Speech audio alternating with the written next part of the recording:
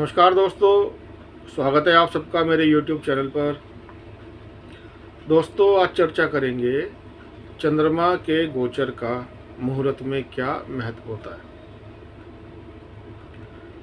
लेकिन दोस्तों, इस जानकारी से पहले मेरी आप सबसे रिक्वेस्ट है कि आपको मेरी वीडियो अच्छी लगे तो मेरी वीडियो को लाइक करें, शेयर करें और मेरे YouTube चैनल को जरूर सब्सक्राइब करें और नोटिफिकेशन बेल को भी जरूर दबाएं, जिससे आपको मेरी आने वाली वीडियोस की जानकारी मिलती रहे। तो दोस्तों, शुरू करते हैं आज का विषय, चंद्रमा के गोचर का मुहूर्त में क्या महत्व होता है। दोस्तों, इस बात को समझने से पहले जो शब्द सामने आया है गोचर, इसका मतलब समझना बहुत ज़रूरी है। गोचर का अर्थ होता है दोस्तों गमन, मतलब चलना। गो का मतलब होता है दोस्तों तारा, जिसे नक्षत्र या ग्रह के रूप में भी कह सकते हैं, समझ सकते हैं। और चर का मतलब होता है दोस्तों चलना। तो इस तरह से दोस्तों गोचर का जो पूरा मतलब हुआ वो हुआ ग्रहों का चलना। दोस्तों, ज्योतिष के नियम के अनुसार सारे ग्रह, मतलब 9 ग्रह होते हैं, तो 9 के 9 ग्रह, सूर्य, चंद्रमा, मंगल, शनि, राहु, केतु वगैरह वगैरह, इन सब ग्रहों की दोस्तों अपनी गति होती है, अपनी एक निश्चित गति होती है और अपनी एक निश्चित गति से ये चलते हैं, घूमते हैं, भचक्र में घूमते हैं ये। तो दोस्तों, चंद्रमा का गोचर मतलब चंद्रमा भी घूम रहा है, तब इसको समझना जरूरी है। भचक्र में चंद्रमा की भी अपनी गति है, चंद्रमा घूम रहा है। तो दोस्तों, गोचर का चंद्रमा मतलब भचक्र में घूमते हुए चंद्रमा। गोचर का चंद्रमा जब जातक के जन्म के चंद्रमा से, अब दोस्तों मुहूर्त किसी न किसी के लिए तो निकाला जाता है, किसी व्यक्ति से संबंधित ही होता है। कोई व्यक्ति कहता है मुझे दुकान शुरू करनी है, कोई कहता है मुझे शादी करनी है। तो इस तरीके के जब भी किसी न किसी व्यक्ति को काम करने होते तो उसके लिए ही मुहूर्त निकाला जाता है। तो यहाँ जो जातक है, जिसके लिए मुहूर्त निकाला जा रहा है, उसका जो जन्म का चंद्रमा है, उसकी जो जन्म की राशि है, उसकी बहुत ज़्यादा इम्पोर्टेंस होती है। तो दोस्तों, गोचर का चंद्रमा जब जातक के जन्म के चंद्रमा से, मतलब उसकी जन्म की राशि से, खाना नंबर 3 मतलब 3rd house, 6th house, 10th house, 11th house, 1st house और 7th हाउस, 3, 6, 10, 11, 1, 7, इन भावों में गोचर करता है। गोचर का चंद्रमा जब जातक के जन्म के चंद्रमा से, जन्म की राशि से 3, 6, 10, 11, 1, 7 भावों में गोचर करता है तो अच्छा परिणाम देता है, शुभ परिणाम देता है। लेकिन एक शर्त है दोस्तों, और शर्त ये है कि उसके जो वेद स्थान है, तो उसके वेद स्थानों मतलब जन्म चंद्रमा से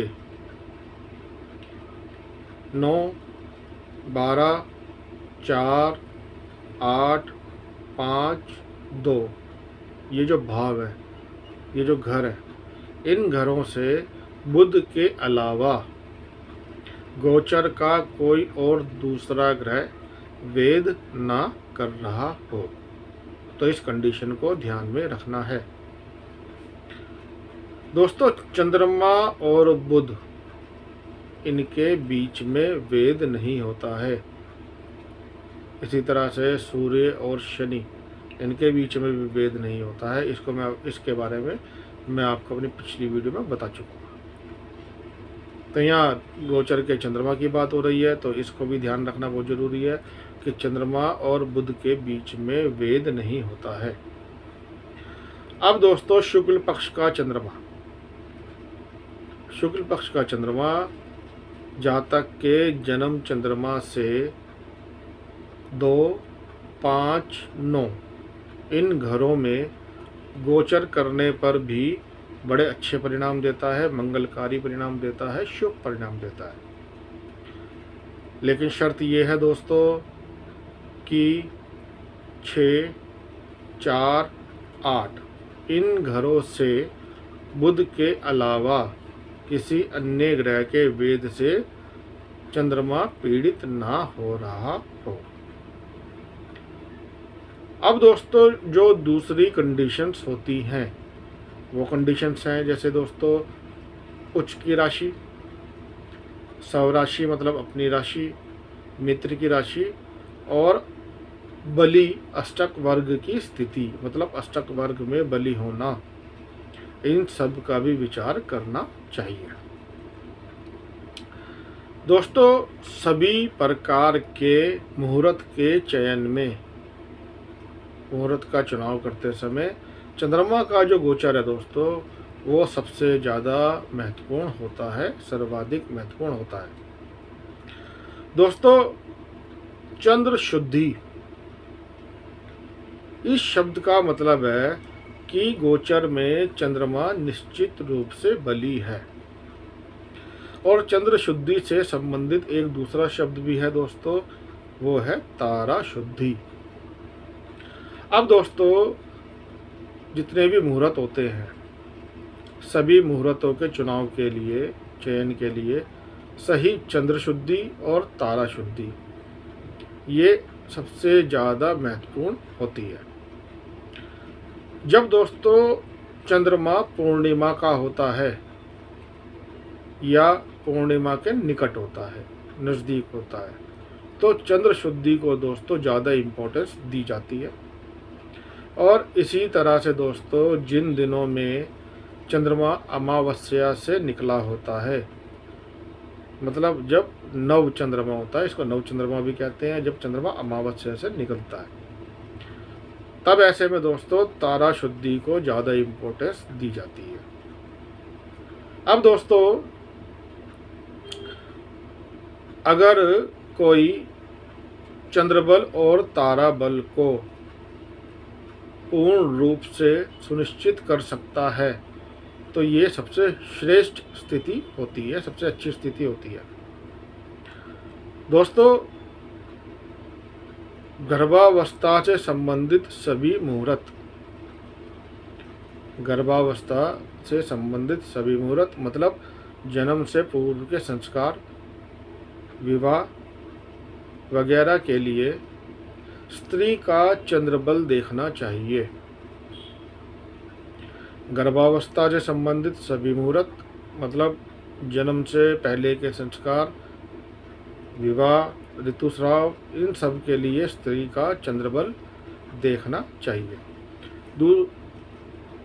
और दोस्तों जो दूसरी कंडीशंस होती हैं जहाँ पर कपल साथ साथ रहता है, पति पत्नी साथ साथ रहते हैं, तो ऐसे में दोस्तों जो जातिका है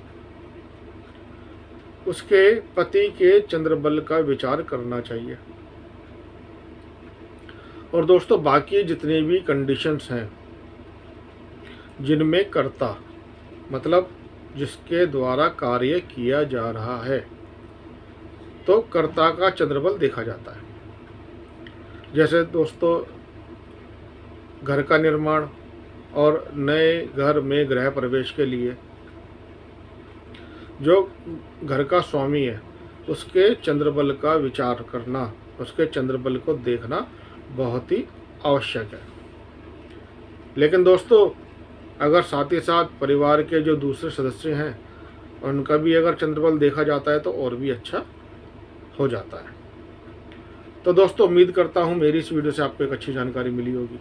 आपको मेरी वीडियो अच्छी लगे तो मेरी वीडियो को लाइक करें, शेयर करें और मेरे YouTube चैनल को जरूर सब्सक्राइब करें। धन्यवाद।